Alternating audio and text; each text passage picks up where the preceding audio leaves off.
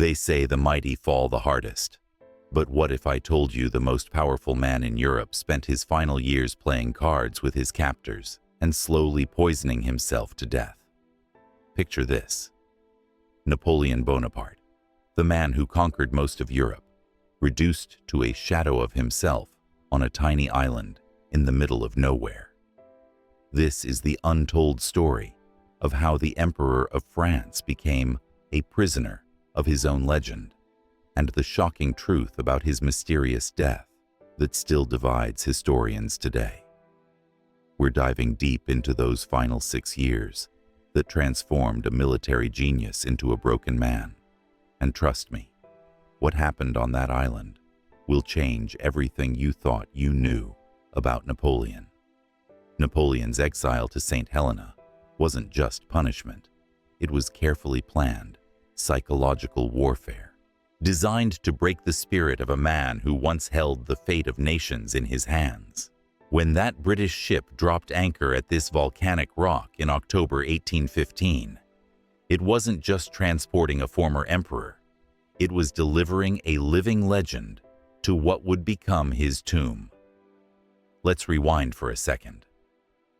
Just months before, Napoleon had been at the peak of his power during the 100 Days.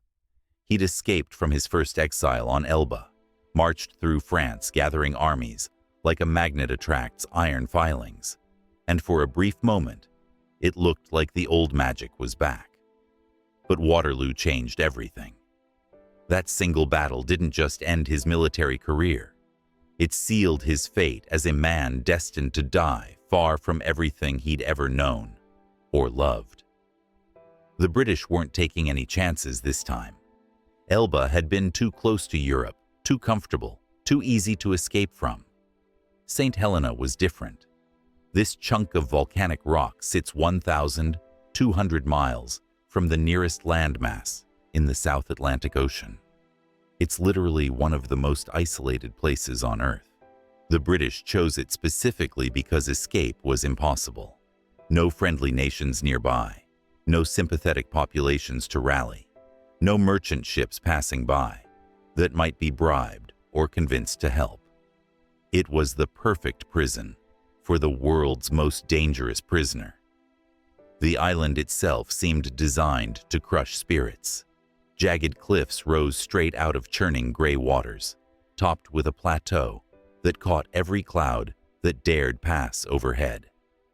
The weather was miserable, cold, damp, and windy most of the year. The few trees that managed to grow there were twisted and stunted by the constant wind.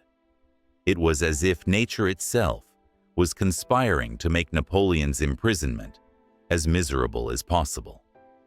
But here's where the story gets interesting. The man who stepped off that British ship wasn't the same Napoleon who had crowned himself emperor in Notre Dame Cathedral. This Napoleon was already showing signs of the physical and mental decline that would define his final years. The crossing had been rough, not just because of the weather, but because of the psychological weight of knowing he would never see Europe again. Napoleon's new home was Longwood House, a collection of damp, poorly ventilated buildings that had originally been built to house the island's lieutenant governor. The British had hastily expanded it, but even with the additions, it was a far cry from the palaces Napoleon was used to. The rooms were small, the ceilings low, and the whole place reeked of mold and decay. The walls were thin enough that conversations could be heard from room to room, meaning Napoleon had virtually no privacy. For a man who had once commanded absolute privacy and respect, this was perhaps the cruelest cut of all. The British assigned Sir Hudson Lowe as the island's governor, and this is where Napoleon's psychological torture really began. Lowe was the perfect choice from Britain's perspective, a petty, bureaucratic man, obsessed with following rules to the letter. He treated Napoleon not as a fallen emperor, deserving of respect, but as a dangerous criminal who needed to be watched every second of every day. Every request Napoleon made had to go through Lowe. Every visitor had to be approved by Lowe. Every piece of mail was read by Lowe.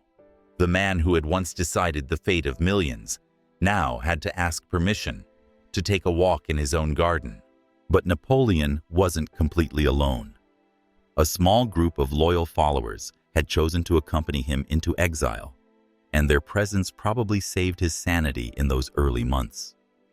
There was General Henri Bertrand, his Grand Marshal, along with his wife and children, Count Emmanuel de las Cases, who would become Napoleon's secretary, and the man who would record many of his thoughts for posterity, General Gaspard Gourgaud, young and hot-tempered, who served as Napoleon's aide-de-camp, and Dr. Barry O'Mara, an Irish doctor who had been on the British ship and agreed to stay as Napoleon's personal physician. These people weren't just companions. They were the last link to Napoleon's former life. They still addressed him as Your Majesty, still treated him with the respect due to an emperor.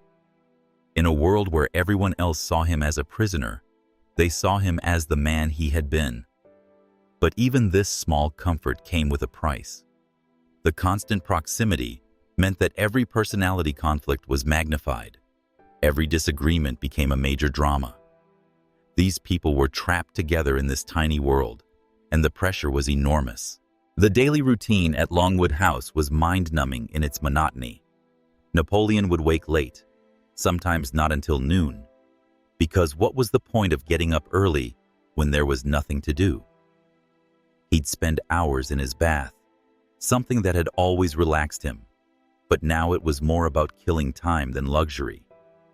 Breakfast would be a simple affair, often just coffee and bread, though sometimes he'd indulge in the European delicacies that arrived on supply ships. The mornings were usually spent dictating his memoirs to whoever was available to write them down. This became Napoleon's obsession, controlling how history would remember him. He knew that his enemies would write the official history of his reign, so these memoirs were his chance to set the record straight. He'd pace back and forth in the small drawing room, gesticulating wildly as he relived his greatest victories and tried to explain his most controversial decisions. But here's what's fascinating about these dictation sessions. Napoleon wasn't just recounting facts. He was actively creating his own legend.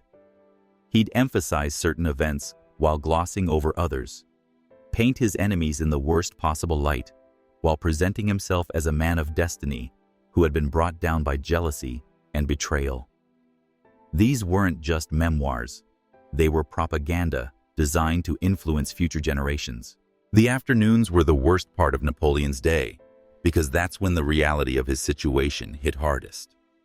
There were only so many books to read, only so many letters to write, only so many card games hardest. The island had virtually no entertainment, no society to speak of, no intellectual stimulation beyond what his small group could provide. Napoleon, who had thrived on constant activity and decision-making, was slowly going insane from boredom. He tried to maintain some of his old habits.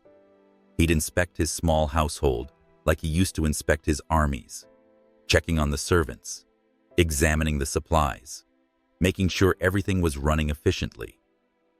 But it was a pathetic shadow of his former power. Instead of commanding hundreds of thousands of soldiers, he was managing a staff of about 20 people. Instead of planning campaigns that would reshape Europe, he was deciding what to have for dinner. The walks became Napoleon's only real escape from the suffocating atmosphere of Longwood House. The island might have been prison, but it was still possible to walk for miles across the windswept plateau. Napoleon would stride out with one or two companions, usually Bertrand or Gourgaud, and for a few hours, he could almost pretend he was free. He'd point out features of the landscape, discuss military tactics, or just walk in silence, lost in thoughts of what had been and what might have been. But even these walks were monitored. British soldiers followed at a discreet distance, making sure Napoleon didn't stray too far from the house or make contact with any of the island's other residents. The humiliation of being constantly watched ate away at him. This was a man who had once moved armies across continents, who had made kings and queens wait for audiences, who had been the most important person in any room he entered. Now, he couldn't take a walk without permission and supervision. The isolation was made worse by the complete lack of news from Europe. Letters took months to arrive. Information about what was happening in France, how his former subjects were adapting to the restored Bourbon monarchy, whether there was any chance of a rescue or another escape. But the news, when it came, was almost always disappointing. His wife, Marie-Louise, had quickly remarried and shown no interest in joining him in exile.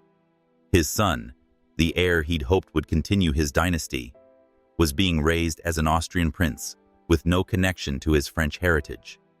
His brothers and sisters, who had ruled kingdoms under his empire, were scattered across Europe, living as refugees or trying to blend into obscurity. The empire he'd built was being systematically erased as if it had never existed. The financial situation added another layer of stress to Napoleon's exile. The British provided basic necessities, but Napoleon was determined to maintain some semblance of his former dignity. He insisted on proper wine with meals, on decent clothing for himself and his household, on small luxuries that reminded everyone that he was still an emperor, even in exile. But money was always tight, and every expenditure required justification to Hudson Lowe, who seemed to take pleasure in making even small requests as difficult as possible. Napoleon's relationship with Dr. O'Mara became one of the most important aspects of his exile, and also one of the most controversial. O'Mara was supposed to be neutral, a medical professional whose only concern was Napoleon's health.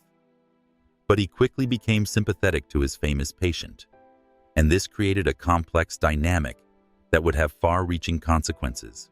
From the beginning, O'Mara noticed that Napoleon's health was declining. The emperor complained constantly of stomach pain, nausea, and fatigue. His famous energy was gone, replaced by long periods of listlessness and depression. O'Mara documented these symptoms carefully, but he also began to suspect that something more sinister was happening. The relationship between Napoleon and Hudson Lowe deteriorated rapidly during the first year of exile. Lowe insisted on treating Napoleon as General Bonaparte, refusing to acknowledge his imperial title. This might seem like a small thing, but to Napoleon, it was a fundamental attack on his identity. He had been crowned emperor by the Pope himself. He had ruled over 60 million people. He had been recognized as an equal by every monarch in Europe. Being reduced to his military rank was like being told that everything he'd achieved meant nothing. The daily petty humiliations began to take their toll. Lowe would show up unannounced for inspections, treating Longwood House like a military barracks rather than the residence of a former head of state. He'd count the silver, check the supplies, interrogate the servants about Napoleon's activities. Napoleon began refusing to see Lowe at all, communicating only through written notes delivered by his staff. This created a bizarre situation where the governor of the island and its most important prisoner were living within a few hundred yards of each other, but acting like they were at war. Lowe would send increasingly angry demands for meetings. Napoleon would send increasingly sarcastic refusals. The British government began getting reports that made it sound like their expensive prison was being run by children rather than adults. The psychological warfare went both ways. Napoleon might have been trapped on the island, but he was still a master of manipulation and propaganda. He began cultivating relationships with some of the British officers and officials who seemed sympathetic to his situation.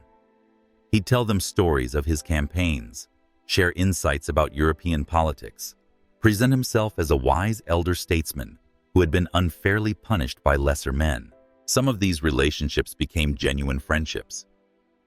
Captain Thomas Usher of the HMS Undaunted, who had transported Napoleon to the island, was charmed by his prisoner's intelligence and charisma.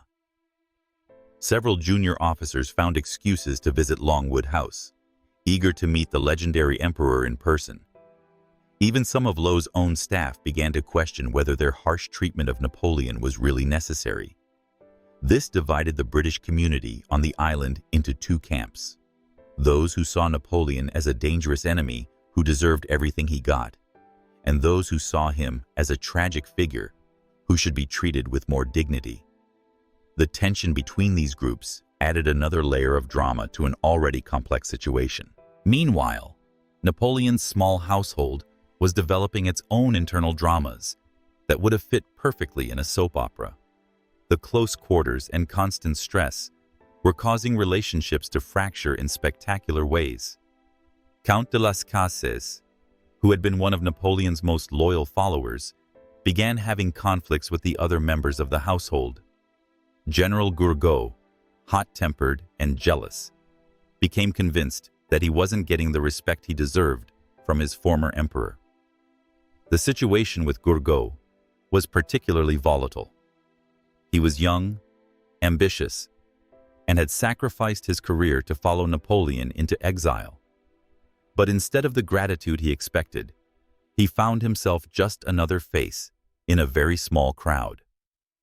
Napoleon, dealing with his own depression and health problems, didn't have the energy to manage these personality conflicts the way he once would have.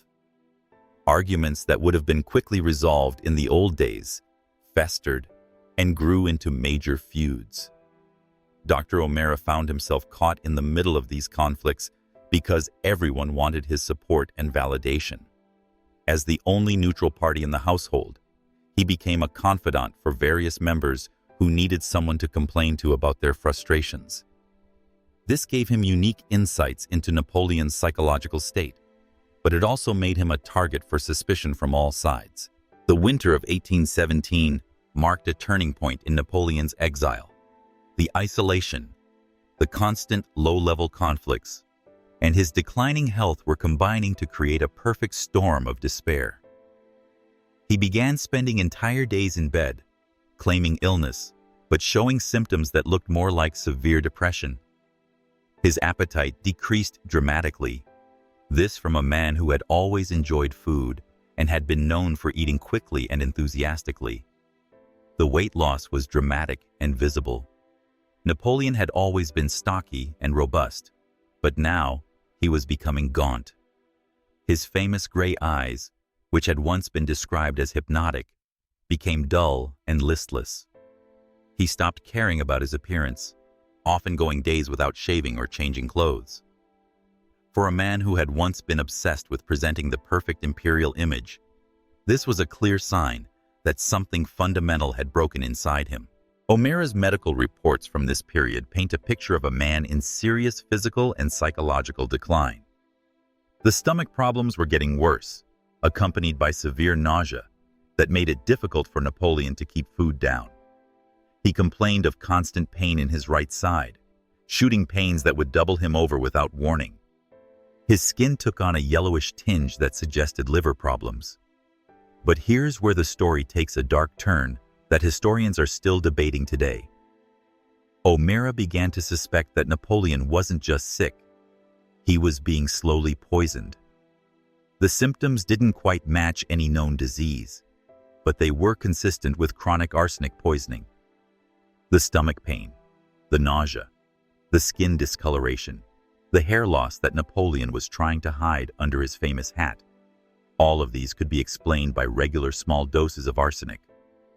The question was, who would want to poison Napoleon, and how would they manage it? The most obvious suspect was Hudson Lowe, who clearly despised his prisoner, and might have decided that a slow death was preferable to years of expensive imprisonment. But Lowe, for all his faults, was a career military officer who followed orders. Would he really risk his career and his life to murder Napoleon without direct orders from London? Another possibility was that Napoleon was being poisoned by someone in his own household. The close quarters and constant stress had created serious tensions, and several members of the group had good reasons to want Napoleon dead. His death would free them from their exile and allow them to return to Europe. It would also ensure that they would be remembered as his loyal companions, rather than as people who had abandoned him in his hour of need. The third possibility was that Napoleon was poisoning himself. This might sound far-fetched, but there's actually a lot of evidence to support it. Another possibility was that Napoleon was being poisoned by someone in his own household. The close quarters and constant stress had created serious tensions, and several members of the group had good reasons to want Napoleon dead. His death would free them from their exile and allow them to return to Europe. It would also ensure that they would be remembered as his loyal companions, rather than as people who had abandoned him in his hour of need. The third possibility was that Napoleon was poisoning himself. This might sound far-fetched, but there's actually a lot of evidence to support it. Napoleon had always been fascinated by chemistry and had access to various medicines and chemicals through Dr. O'Mara. He was also deeply depressed and might have decided that a slow suicide was preferable to years of continued imprisonment and humiliation. O'Mara began documenting his suspicions carefully, but he was in an impossible position. If he accused Lowe of poisoning Napoleon, he would be challenging the British government directly. If he accused someone in Napoleon's household, he would be betraying people who trusted him. If he suggested that Napoleon was poisoning himself, he would be admitting that his patient was suicidal and he had failed to prevent it. The situation became even more complicated when O'Mara began to develop genuine affection and respect for Napoleon. Despite being on opposite sides of decades of warfare, the two men found common ground in their intelligence, their curiosity about the world, and their frustration with Hudson Lowe's petty tyranny. O'Mara began to see Napoleon not as a defeated enemy, but as a brilliant man, being slowly destroyed by circumstances beyond his control. This emotional connection compromised O'Mara's medical judgment. He began advocating for Napoleon's rights, arguing with Lowe about conditions at Longwood House, and even sending reports to London that were critical of the island's administration.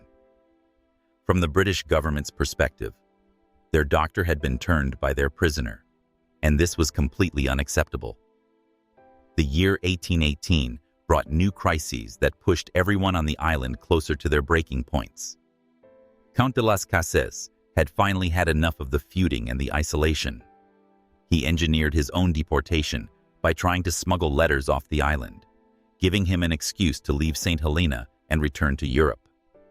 His departure was devastating for Napoleon because Las Cases had been his primary secretary and one of his most intellectually compatible companions. General Gourgaud left shortly after Las Cases, unable to handle the psychological pressure of exile any longer.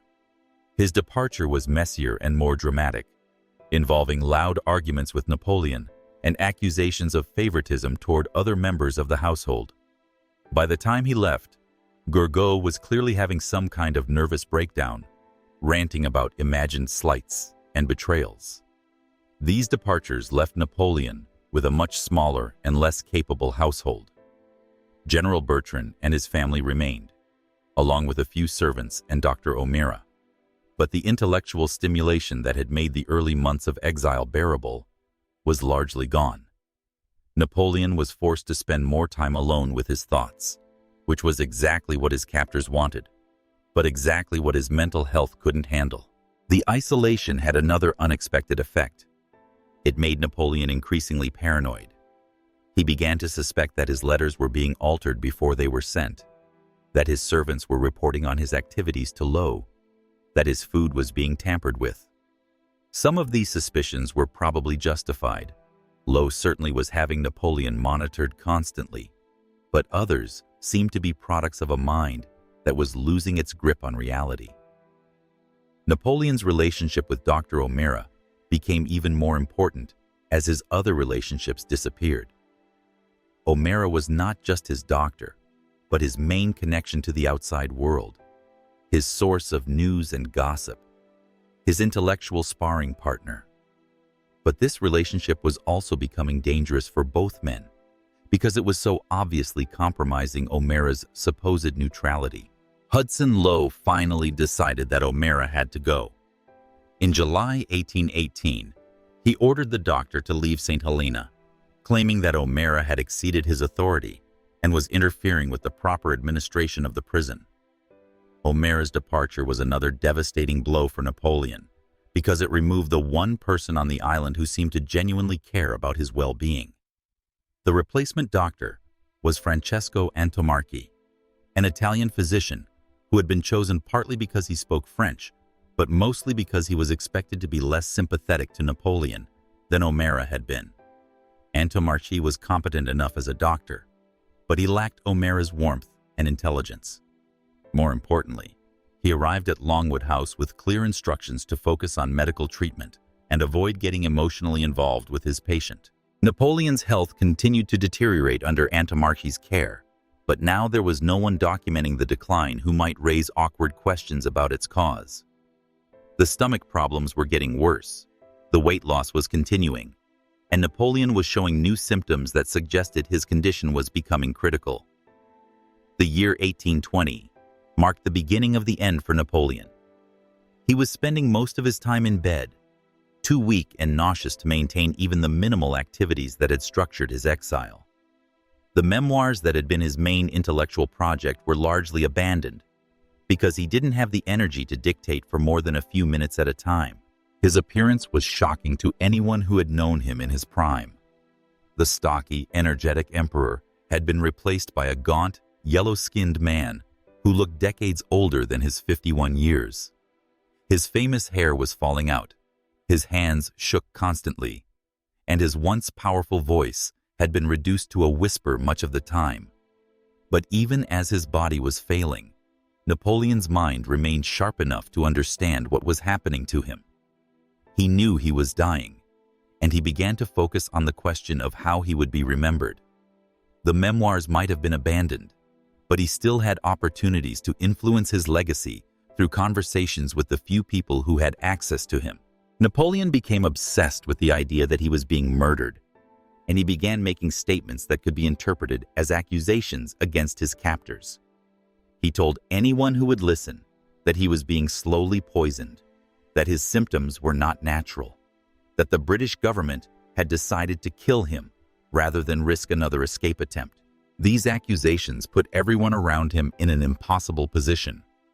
If they agreed with him, they were essentially accusing the British government of murder. If they disagreed, they were calling their former emperor a liar or suggesting he was losing his sanity. Most chose to remain silent, which only increased Napoleon's paranoia and isolation. The winter of 1820 to 1821 was particularly brutal for Napoleon. The cold, damp climate of St. Helena was hard on everyone. But for someone in his weakened condition, it was almost unbearable. He spent weeks at a time without leaving his room, huddled under blankets and complaining of pain that seemed to move around his body without any clear pattern. Dr. Antomarchi was becoming increasingly concerned about his patient's condition, but he was also increasingly frustrated by his inability to help. None of his treatments seemed to work, and Napoleon's symptoms didn't quite match any disease that Antomarchi recognized. The doctor began to suspect that something unusual was causing Napoleon's illness, but he was afraid to voice these suspicions because of what had happened to O'Mara. By early 1821, it was clear to everyone at Longwood House that Napoleon was dying. The question was no longer whether he would recover, but how long he had left and whether he would live to see another winter. His appetite had almost completely disappeared, and even when he forced himself to eat, he usually vomited everything back up within hours. The psychological toll of watching Napoleon waste away was enormous for the remaining members of his household. General Bertrand, who had served faithfully for years, was showing signs of severe depression himself. The servants were whispering among themselves about whether they should start making preparations for a funeral. Even Hudson Lowe, who had shown nothing but hostility toward his prisoner, began to seem uncomfortable with the situation. Napoleon himself seemed almost relieved as death approached. The constant pain and nausea had made his life miserable for years, and the prospect of escape from his island prison through death was perhaps preferable to the prospect of years more of the same suffering. He began giving away his few remaining possessions to his servants and companions, and he dictated a will that would serve as his final statement to the world. That will was a masterpiece of propaganda disguised as a legal document. Napoleon used it to make his final accusations against his enemies, to express his love for France, and to try to ensure that he would be remembered as a patriot rather than as a conqueror. He specifically requested that his body be buried in France, among the French people he claimed to have served, knowing that this request would probably be denied, but that the denial would make his captors look petty and vindictive. The final weeks of Napoleon's life were a mixture of physical agony and psychological drama that would have been unbelievable if it weren't so well documented. His body was shutting down system by system, but his mind remained alert enough to orchestrate his own death scene like a final military campaign. He insisted on being dressed in his uniform when visitors came to see him, even though the effort exhausted him. He made sure that his last words would be recorded for posterity. He arranged for locks of his hair to be cut and preserved as relics for his followers. Every detail was planned to maximize the emotional impact of his death and to ensure that his enemies would look like heartless villains. On May 5, 1821, Napoleon Bonaparte died at Longwood House on St. Helena. He was 51 years old, and he had spent nearly 6 years in exile on the island. His last words were reportedly about France and his son, the two things that had mattered most to him throughout his life. But here's where the story gets even more controversial. The autopsy performed by Dr. Antomarchi and a team of British doctors found evidence of stomach cancer, which seemed to explain Napoleon's symptoms and provide a natural cause of death. Case closed, right? Not quite. Modern forensic analysis of Napoleon's hair samples has found levels of arsenic that are far higher than normal, suggesting that he was indeed being slowly poisoned during his final years. But here's the twist. The arsenic levels are consistent with chronic low-dose exposure, not with acute poisoning.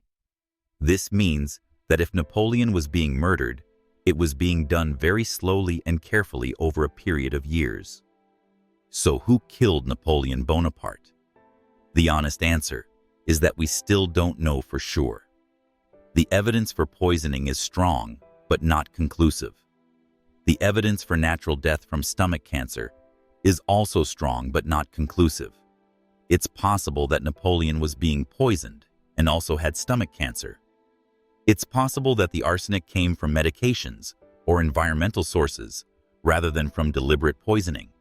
It's possible that the whole poisoning theory is wrong, and Napoleon simply died of natural causes accelerated by depression and poor living conditions. What we do know for certain is that Napoleon's death marked the end of one of the most remarkable lives in human history. Love him or hate him, you have to admit that he packed more achievement, drama, and historical significance into 51 years than most people could manage in several lifetimes. The man who had started as a minor Corsican nobleman had conquered most of Europe, revolutionized warfare, legal systems, and education, created and destroyed kingdoms, and changed the course of world history. His rise from obscurity to absolute power is one of the most unlikely success stories ever recorded. His fall from the heights of empire to lonely death in exile is one of the most dramatic reversals of fortune in human experience. But perhaps the most remarkable thing about Napoleon is how he managed to control his own legacy even in death. Those memoirs he dictated on St. Helena, the letters he wrote, the carefully orchestrated death scene, all of it worked exactly as he intended. Instead of being remembered primarily as a conqueror who brought decades of warfare to Europe, he's remembered as a military genius, a legal reformer, and a champion of democratic ideals. The legend of Napoleon that was created during those final years on St. Helena has been more powerful and long-lasting than the actual empire he ruled. Students today learn about the Napoleonic Code, about his military innovations, about his role in spreading revolutionary ideas across Europe. They learn less about the millions of people who died in his wars, about the countries he devastated, about the freedoms he destroyed in the name of order and efficiency. This is Napoleon's final victory, not on any battlefield, but in the court of historical opinion. He lost everything else, but he won the battle for how future generations would remember him. That's a kind of immortality that very few people in history have managed to achieve. The mystery of his death just adds another layer to the Napoleon legend. Was he murdered by his captors? Did he commit suicide? Did he die of natural causes? The uncertainty keeps people interested and arguing, which is exactly what Napoleon would have wanted. Dead martyrs are often more dangerous to their enemies than living prisoners, and Napoleon understood this better than anyone. So when you think about Napoleon Bonaparte, remember that you're not just thinking about a historical figure. You're thinking about a carefully constructed legend that was designed by Napoleon himself to influence your thoughts. Even in death, even after 200 years, he's still winning battles in the war for historical memory. And that might be the most remarkable achievement of all for a man who died alone, sick, and far from home on a tiny island in the South Atlantic. He lost his empire, he lost his freedom, he lost his health, and he lost his life. But he won immortality, and sometimes that's the only victory that really matters.